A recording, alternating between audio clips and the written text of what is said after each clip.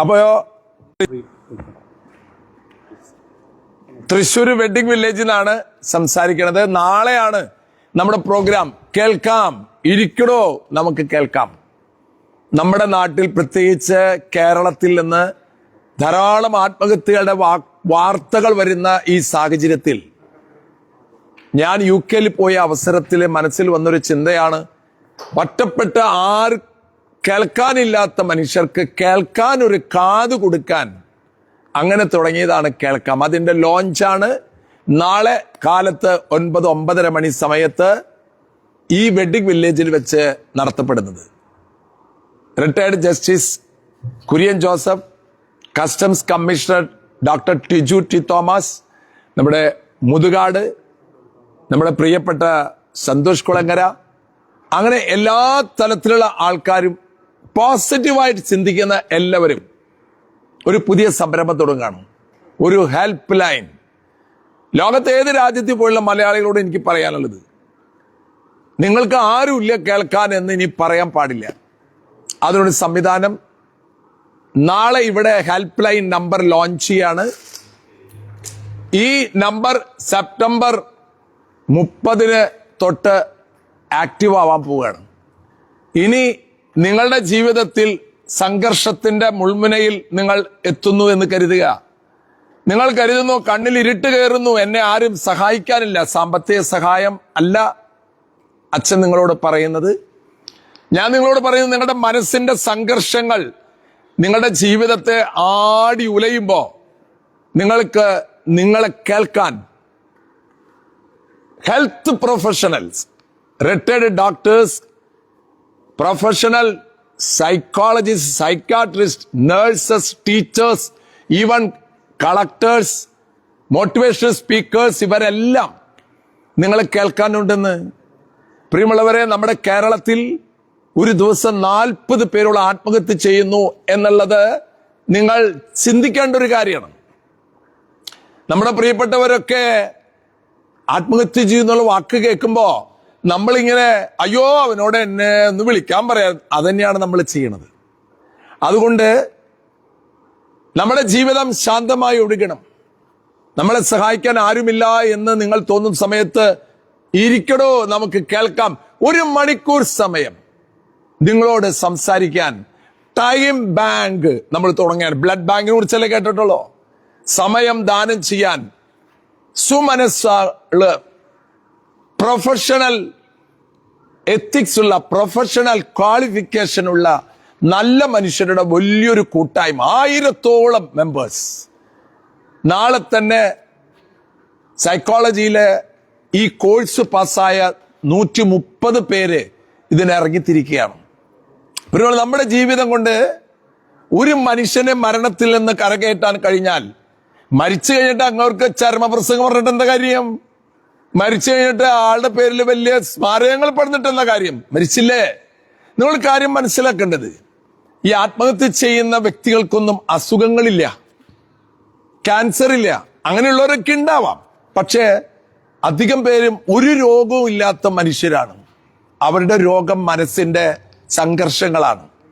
അതിനാൽ ജീവിതത്തിൽ നിങ്ങൾ മനസ്സിലാക്കേണ്ടത്, ഇനി നിങ്ങൾ ഏത് രാജ്യത്തേക്ക്, ഗൾഫിലാണോ, ഓസ്ട്രേലിയയിലാണോ, അമേരിക്കയിലാണോ, ജപ്പാനിലാണോ, ചൈനയിലാണോ, ഏത് രാജ്യത്ത് നിങ്ങൾ ജീവിക്കുകയാണെങ്കിലും മനുഷ്യനല്ലേ. ചിലപ്പോൾ നിങ്ങൾക്ക് തോന്നും ആരും എന്നെ കേൾക്കാനില്ല, ഞാൻ പറഞ്ഞ ആരും മനസ്സിലാക്കാനില്ല. നിങ്ങളെ കുറ്റപ്പെടുത്താനല്ല, നിങ്ങൾക്കൊരു ആശ്വാസത്തിന്റെ തണൽ നൽകാൻ ഒരു പ്രോജക്റ്റ് തുടങ്ങുകയാണ്. ഓരോ പ്രതിസന്ധികളിലാണ് ഞാൻ ഇങ്ങനെയുള്ള കാര്യങ്ങളൊക്കെ ചിന്തിക്കുക. എന്നെ ഓപ്പറേഷൻ നടത്തിയ ഡോക്ടറുടെ വേർപാടാണ് എന്നെ ഇതിലേക്ക് നയിച്ചത്. പ്രിയമുള്ളവരെ, നമ്മുടെ ചുറ്റുപാട്, നമ്മുടെ തൊട്ടടുത്ത വീട്ടിലൊക്കെ അങ്ങനെ നടക്കുമ്പോൾ നമ്മളൊക്കെ ഞെട്ടിപ്പോവില്ലേ? അതെ, അവർക്കൊക്കെ ഒരു തണലേകാൻ കേൾക്കാം, ഇരിക്കടോ നമുക്ക് കേൾക്കാം എന്ന് പറയുന്ന ഈ പ്രോജക്റ്റ്. എനിക്ക് നിങ്ങളോട് പറയാനുള്ളത്, മോട്ടിവേഷണൽ സ്പീക്കേഴ്സ്, ഇൻഫ്ലുവൻസേഴ്സ് ഉണ്ടല്ലോ, യൂട്യൂബേഴ്സ് ഉണ്ടല്ലോ, അവരോടൊക്കെ എനിക്ക് പറയാനുള്ളത്, നിങ്ങളെല്ലാവരും സാധിക്കുന്നെങ്കിൽ നാളെ ലുലു നമ്മുടെ കൺവെൻഷൻ സെന്ററിന് ഓപ്പോസിറ്റ് ഉള്ള വെഡിങ് വില്ലേജിലേക്ക് വരിക. നിങ്ങൾക്ക് കോൺട്രിബ്യൂട്ട് ചെയ്യാവുന്നത് ഈ സംരംഭത്തെ കുറിച്ച് ലോകത്തിലെ എല്ലാ മലയാളികളുടെ ഇടയിലേക്ക് അറിയിക്കുക. ഇത് എക്സ്ക്ലൂസീവ്ലി ഫോർ മലയാളീസ്. മലയാളികൾക്ക് മാത്രമായിട്ട്. ഞാൻ കുവൈറ്റിലായിരിക്കുമ്പോൾ ഞാൻ പള്ളിയിൽ കുർബാന കഴിഞ്ഞ് ഇറങ്ങുമ്പോൾ കേൾക്കണതേ ഒരാള് ഫ്ലാറ്റിൽ നിന്ന് ചാടി. എന്തുമാത്രം ആത്മഹത്യകൾ! കൊച്ചു കുട്ടികൾ പോലും ആത്മഹത്യ ചെയ്യുന്ന ഈ കേരളത്തിനൊരു മോചനം വേണ്ടേ പ്രിയമുള്ളവരെ? എനിക്ക് ചെയ്യാൻ പറ്റാത്തതൊക്കെ ഞാൻ ചെയ്യാണ് എൻ്റെ ജീവിതം കൊണ്ട്. സന്തോഷമായിട്ടായിരിക്കണം പ്രിയമുള്ളവരെ. നമ്മളൊക്കെ ഒരു പിതാവ് ആത്മഹത്യ ചെയ്താൽ ആ കുടുംബത്തിന്റെ സ്ഥിതി നിങ്ങൾ ആലോചിച്ചിട്ടുണ്ടോ? ഒരു കൊച്ചുകുട്ടി ആത്മഹത്യ ചെയ്താൽ ആ മാതാപിതാക്കളുടെ സങ്കടം നമ്മൾ ആലോചിച്ചിട്ടുണ്ടോ? നിങ്ങളോട് പണമല്ല ചോദിക്കുന്നത്, നിങ്ങളുടെ സമയം, വിലപ്പെട്ട സമയം, സമയദാനം നമ്മൾ ആരംഭിക്കുകയാണ്. പ്രൊഫഷണൽസ് ആയിട്ടുള്ള എല്ലാവരോടും അച്ഛൻ പറയുന്നു, നിങ്ങൾ റിട്ടയർഡ് ആയിട്ട് വീട്ടിലിരിക്കല്ലേ, നിങ്ങളുടെ സമയം വാല്യുബിൾ ആക്കാൻ നിങ്ങൾക്ക് പറ്റില്ലേ? അപ്പൊ അതുകൊണ്ട് റിട്ടയർഡ് ആയിട്ട് വീട്ടിലിരിക്കുന്ന കാലിബറുള്ള, അത് എനിക്ക് സംസാരിക്കാൻ സമയമുണ്ട്. ഞാൻ 1 മണിക്കൂർ സമയമാണ് നിങ്ങളോട് സംസാരിക്കാൻ നിങ്ങളുടെ സംഘർഷഭരിതമായ നിമിഷത്തിൽ സുമനസ്സുകൾ തയ്യാറാകുന്നത്. ഞാനിപ്പോൾ ഇരിക്കുന്നത് വെഡ്ഡിംഗ് വില്ലേജിലാണ്. ഈ സ്റ്റേജിലാണ് നാളെ ഇത് തുടക്കം കുറിക്കുന്നത്. നമ്മൾ വലിയ കാര്യങ്ങൾ ചെയ്തു എന്ന് കൊട്ടിഘോഷിക്കാനൊന്നല്ല പ്രിയമുള്ളവരെ. മനുഷ്യരുടെ കണ്ണിൽ നിന്ന് ചോര ഒലിച്ചിറങ്ങുന്നത് കാണുമ്പോ ഒരല്പം ആശ്വാസത്തിന്റെ വാക്കുകളെ കൊണ്ട് അവരെ ഒന്ന് ധൈര്യപ്പെടുത്താനുള്ള ഒരു എളിയ സംരംഭമാണ്. എന്നെ കേൾക്കുന്നവരൊക്കെ ഇതിലൊരു ഹോട്ട് ലൈൻ നമ്പർ ഇട്ടിട്ടുണ്ട്. Hot line means help line number. അത് സെപ്റ്റംബർ 30 തൊട്ടേ ആക്റ്റീവ് ആവുള്ളൂ. ഇപ്പൊ തന്നെ വിളിക്കരുത്. സെപ്റ്റംബർ 30 തൊട്ട് നിങ്ങൾ വിളിക്കുമ്പോ അത് കൗൺസിലിംഗ് സെന്ററിലേക്ക് ചെല്ലും. നിങ്ങളെ കേൾക്കാൻ ആള് തയ്യാറായിട്ടിരിക്കുന്നു. നിങ്ങളോട് ചോദിക്കും ചില കാര്യങ്ങൾ, എന്താണ് നിങ്ങളുടെ പ്രോബ്ലം എന്ന്. നിങ്ങൾ അതിൽ ലിങ്കില് ക്ലിക്ക് ചെയ്യുമ്പോൾ നിങ്ങൾക്കൊരു ഫോൺ നമ്പർ വരുന്നു. നിങ്ങൾ അവരെ വിളിക്കുന്നു. അവർ ഇരിക്കോ, കേൾക്കാം.